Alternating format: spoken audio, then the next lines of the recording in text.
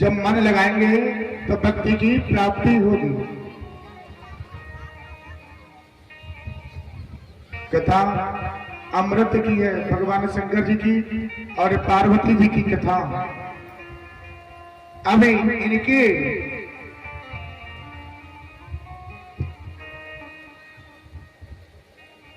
भगवान जी के आशीर्वाद से कैसे उस दिव्य व्यक्ति का महापुरुष का जन्म होता है, जिन्होंने संसार के कल्याण के लिए उनको उत्पत्ति लेना पड़ा। भागवत कथा कोई छोटी कथा नहीं है, इतनी नहीं है, ये बहुत बड़ा है। 18 पुराण है, 4 वेद और 6 शास्त्र मिला करके एक कथा का निचोड़ है श्रीमद् भागवत कथा।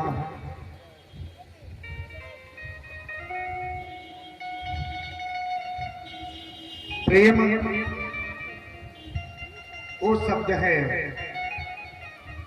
जो प्रेम से सब कुछ हासिल होता है। भगवान शंकर जी के सामने भी ऐसा ही प्रश्न आकर के खड़ा हो जाता है।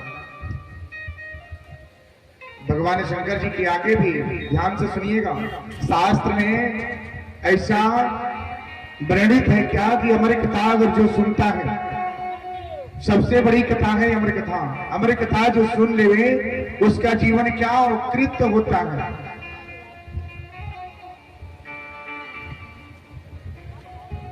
तो श्रीमद् भागवत कथा में सबसे महान कथा है तो अमृत की कथा है। सुने तो परिपूर्ण सुने और अपने मन में बसा करके अपने घर को सजा दे।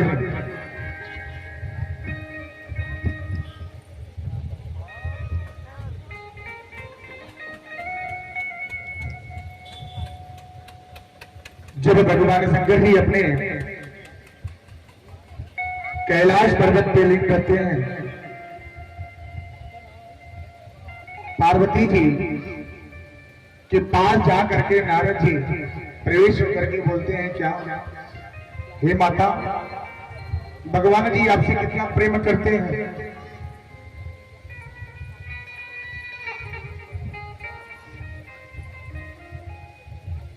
भगवान जी कितना प्रेम करते हैं। नारद जी पहले भगवान जी के पास जाकर के बोले कि ये बताइए कि आपसे माता जी कितना प्रेम करती हैं।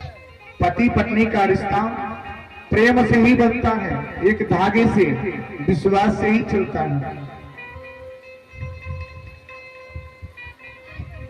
जहां विश्वास की धागा अगर टूट गई ना, वहां रिश्ता भी क्या होता है, डोल जाता है।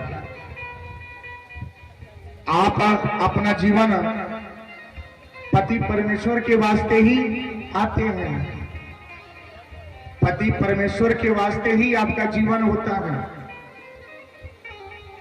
पति है तो सब है, पति नहीं तो कुछ भी नहीं। ये हाथों का चूड़ी, ये कंगन, ये टीका, ये बिंदी, ये श्रृंगार, ये सब कुछ क्या है, पति है। पति है तो सब है, पति नहीं तो कुछ नहीं है।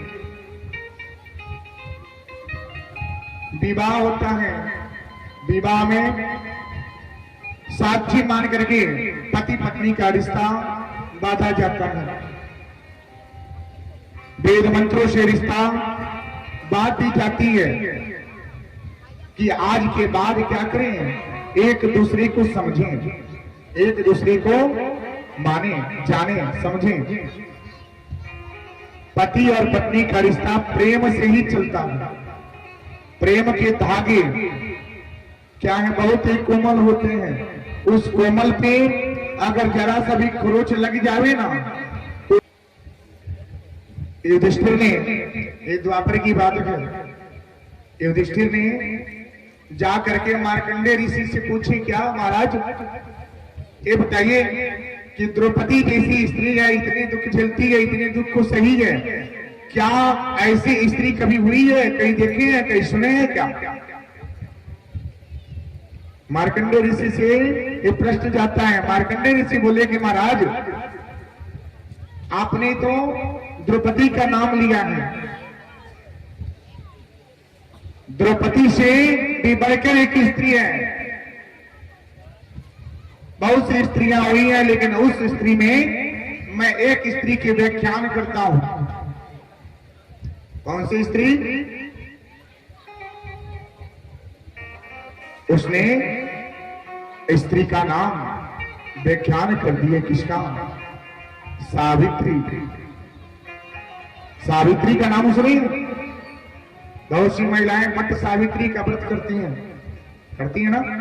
कितने लोग करते हैं? हाथ उठाइए। बट सावित्री का व्रत कितने लोग करते हैं? सावित्री व्रत। सावित्री का नाम उन्होंने बताया, सती सावित्री। सतियां कितनी हैं? 7 सतियां हैं। 7 सतियों में सावित्री का नाम आता है। सावित्री कौन? बहुत बड़ा रहस्य, ध्यान से सुनिएगा। ये जीवन को अमल कीजिए। गुण लेने की बात है, और गुण को त्यागिएगा और गुण को ले लीजिए। सावित्री कौन?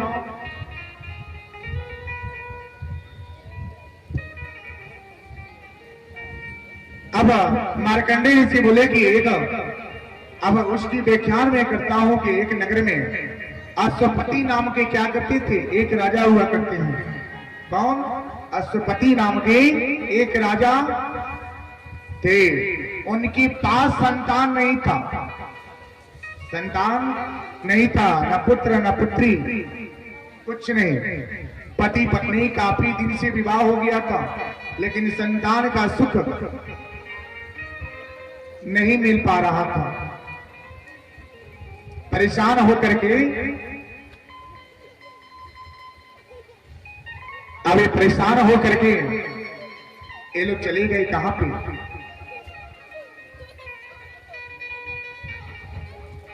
ऋषि के पास गए। ऋषि से सारी बात बताई। उन्होंने बताया, महाराज आपको सावित्री का व्रत करना होगा।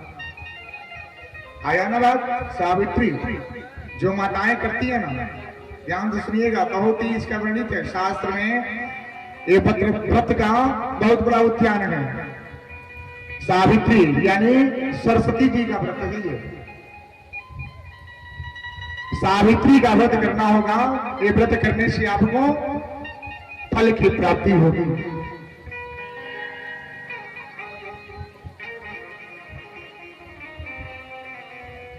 अब राजा ऐसा करके चले गए। तब में ध्यान किए, तब करने के बाद उनको क्या हुआ? एक पुत्री जन्मी। एक पुत्री का जन्म होता है। उस पुत्री का नाम रखा जाता है क्या? सावित्री। यानी सावित्री व्रत भी किए, क्योंकि सावित्री व्रत किए और सावित्री व्रत करने से ही सावित्री की प्राप्ति हुई है। अब एक कन्या प्रतिरोज इतनी सुंदर थी, हर्ष उल्लास हुआ नगर में।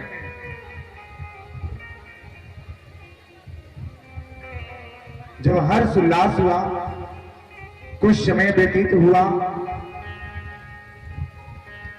पुत्री श्यामी हो गई थी।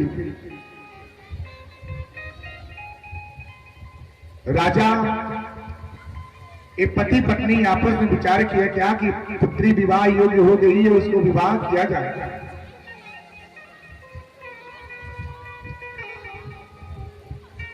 विवाह की योजना बन ही रही थी, तभी सावित्री का आगमन होता है। उन्होंने पिताश्री को प्रणाम किए और बोले कि जाओ।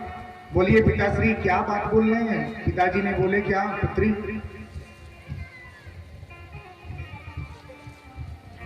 हम क्या विचार कर रहे हैं कि तुम श्यामी हो गई हो और तुम्हारी विवाह कर दिया जाए। इसमें हमारा राय है क्या कि तुम अपना वर स्वयं ढूंढो, यानी कि स्वयं अपनी वर की क्या करें? तलाश कर लें, स्वयं ढूंढें। सावित्री ने पिता की आज्ञा लेकर के नगर के एक सेवक को लेकर के, राज के सेवक को लेकर के नगर में चल दिए। जाते जाते अब क्या हुआ, उन्होंने कई जगह गए, कई नगर गए, लेकिन कुछ नहीं मिला। लेकिन एक नगर में गए,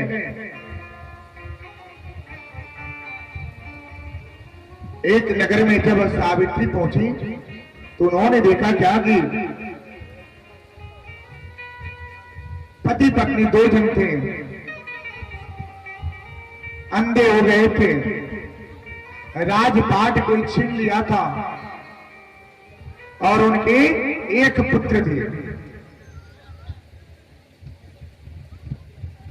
उनके एक पुत्र थे, उस पुत्र का नाम था क्या? सत्यवान। क्या नाम था? सत्यवान का नाम होता है। होने के बाद अब ये पुत्री मन ही मन अब सत्यवान को पसंद आ गया, पसंद आ गया, चुन लिए। अगर विवाह होता है ना, देखिए पति पत्नी का रिश्ता अगर विवाह हुए ना, माता पिता बहुत ही सौभाग्य से पुत्र की प्राप्ति होता है तो भाग्य होता है, और पुत्री की प्राप्ति होती है तो सौभाग्य की प्राप्ति होती है। अगर आप की काम अगर ना बने ना, अगर आप बिजनेस वाले हैं, कार्य क्षेत्र में अगर आप बिजनेस करते हैं, आपके काम में बाधाएं पड़ती हैं, आप प्रतिरोज आप बाधाएं आती रहती, पुत्री का मुखड़े को देख करके जाएं, उनकी माथे को साला करके जाएं, आने वाली आगे विघ्न बाधाएं दूर हो जाएगी।